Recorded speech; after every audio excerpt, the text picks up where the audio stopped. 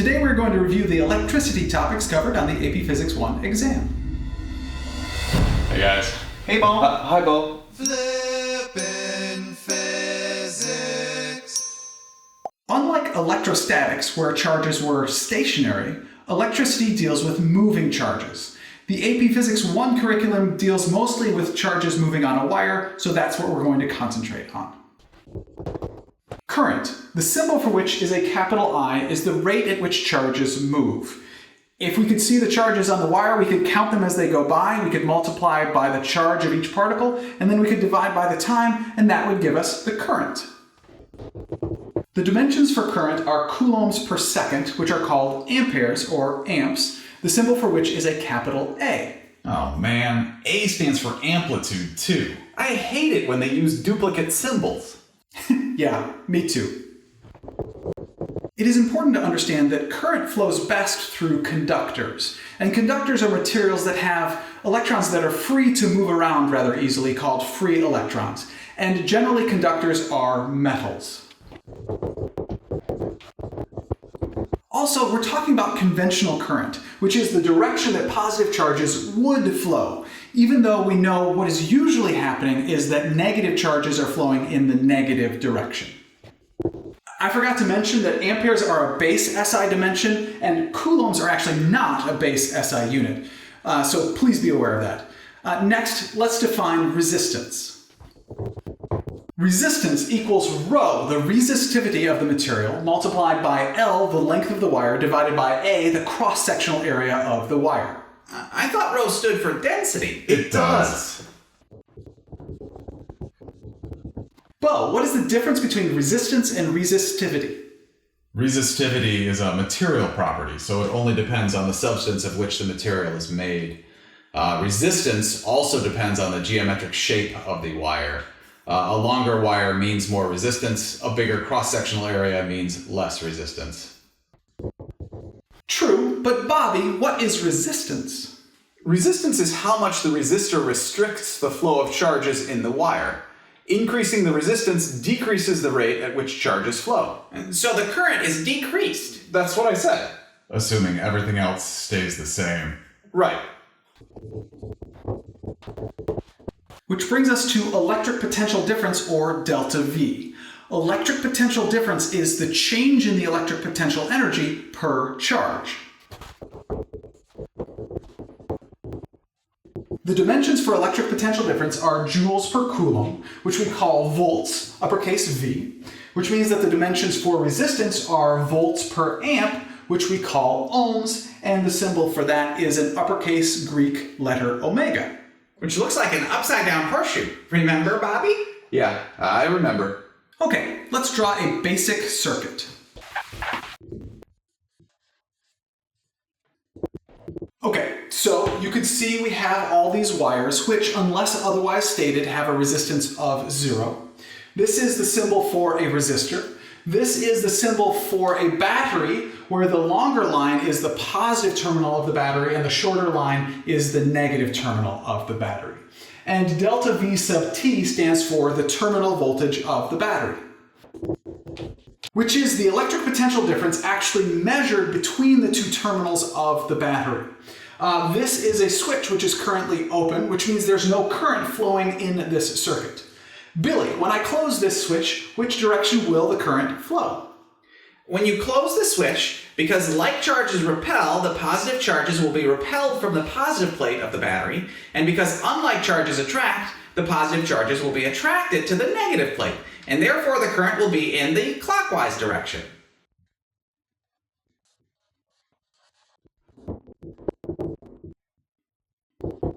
Let's take a look at a circuit with a battery and two resistors in series.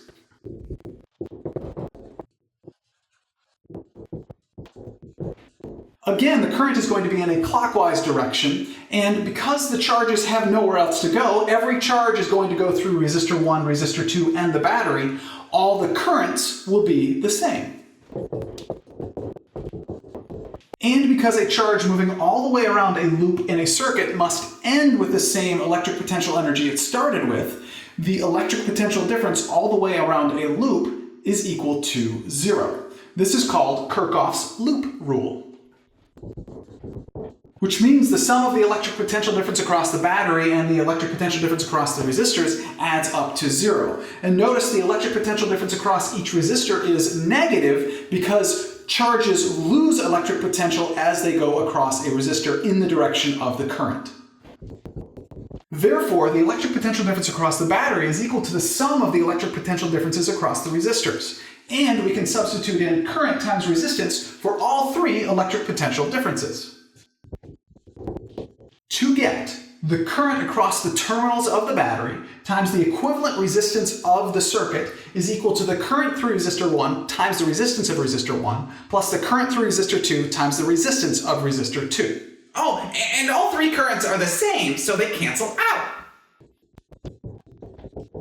Which gives us the equation for the equivalent resistance for resistors in series. Now, it is important to remember when resistors are in series. Bo? When the charges have no other route to go through other than both resistors. Right.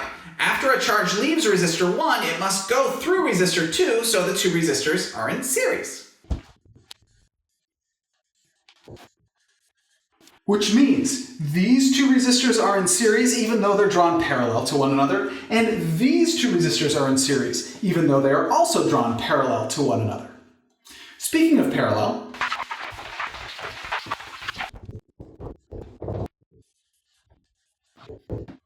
these two resistors are in parallel, and using Kirchhoff's loop rule, we can show that they all have the same electric potential difference.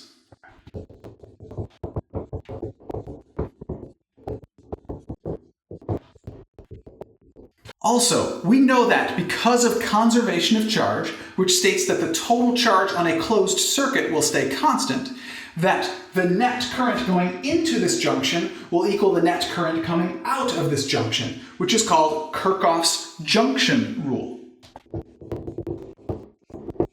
Which means the current delivered by the battery which goes into this junction will equal the sum of the current going through resistor 1 and resistor 2 because they both go out of that junction.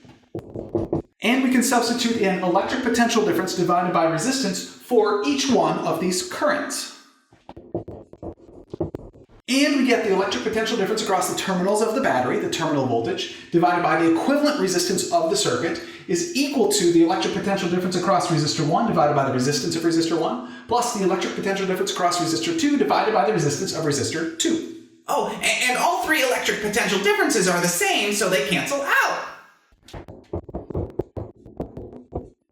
Which gives us the equation for the equivalent resistance for resistors in parallel. And Bobby, please remind us, when do we know resistors are in parallel?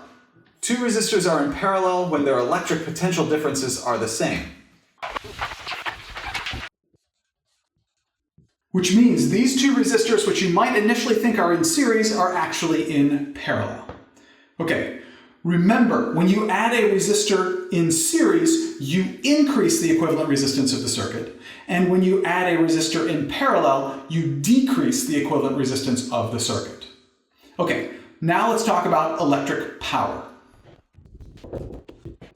Electric power equals current times electric potential difference. And just like mechanical power, it is in joules per second or watts. And it is the rate at which electric potential energy is being converted to primarily heat and light. And we can also get electric power in terms of current and resistance. Substituting in current times resistance for electric potential difference gives us electric power equals current squared times resistance. And substituting in electric potential difference divided by resistance for current gives us electric power is equal to electric potential difference squared divided by resistance. Each of these three equations for electric power is useful to know. Okay, let's do an example problem. In this circuit, the battery has a terminal voltage of 6.0 volts, and each resistor has a resistance equal to its name. Let's find the rate at which energy is being dissipated in resistor 2. Bo, please get us started.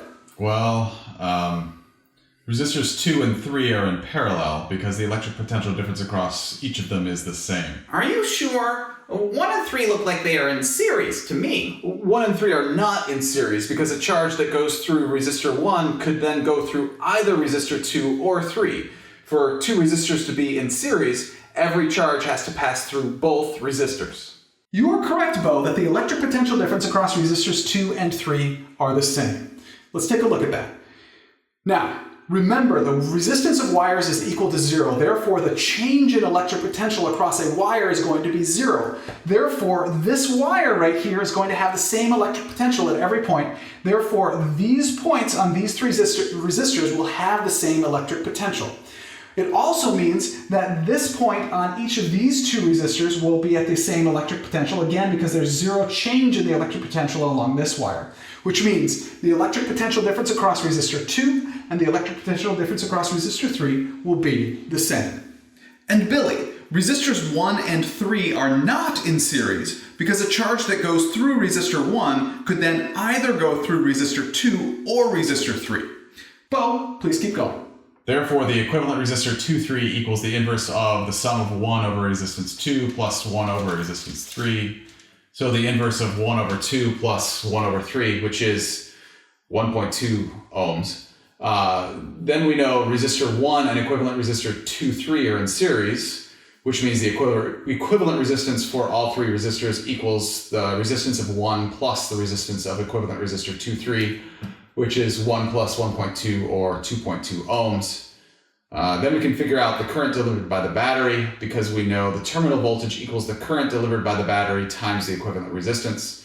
We can rearrange that to solve for the current delivered by the battery equals the terminal voltage divided by the equivalent resistance, or 6 divided by 2.2, which is 2.72 amps with the 7.2 repeating. We know that is the same current that passes through resistor 1. So we can determine the electric potential difference across resistor 1 because it equals the current through resistor 1 times its resistance, or 2.72 times 1, which is 2.72 volts. Then we know the terminal voltage equals the electric potential difference across resistor 1 plus electric potential difference across resistor 2,3, which means the electric potential difference across equivalent resistor 2,3 equals the terminal voltage minus the electric potential difference across resistor 1, or 6 minus 2.72, which equals 3.27 volts with the 2.7 repeating. And we know that is the same as the electric potential difference across resistor 2. Then we can use the electric power across resistor 2 equals the electric potential difference across resistor 2 squared divided by the resistance of 2, which is 3.27 squared divided by 2. That is 5.35537, or with 2 sig figs, 5.4 joules per second, which is watts.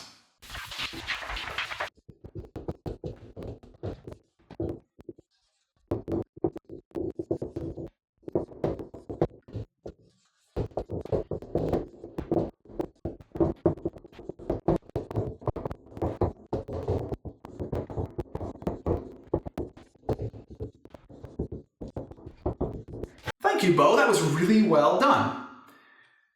We have reached the end of my review of electricity for AP Physics 1. My next video has to do with what equations I would suggest that you memorize for the AP Physics 1 exam.